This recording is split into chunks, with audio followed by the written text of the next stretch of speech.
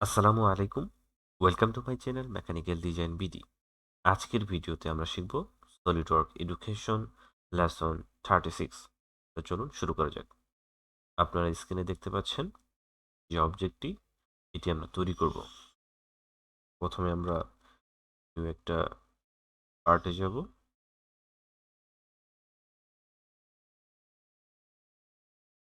ওকে, আমরা প্রথমে top plane নিব, তারপর লাইন নিব। এই অরিজিন থেকে ড্র করা শুরু করব।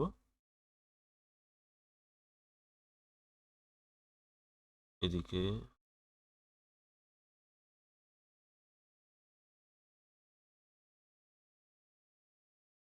এটা হবে 40, দেন এটা 50,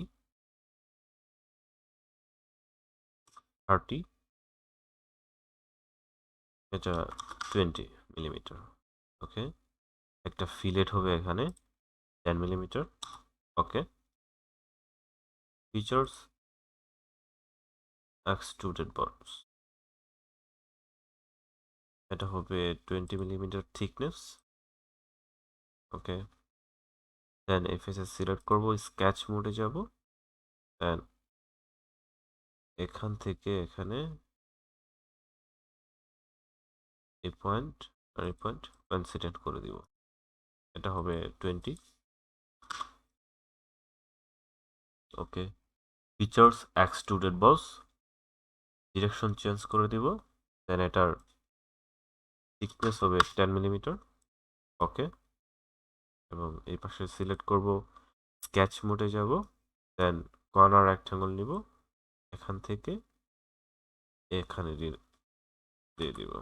ওকে, ফুল ডিফাইন, ফিচার্স এক্সট্রুডেড বস, ডিরেকশন চেঞ্জ হবে। ওকে, নাও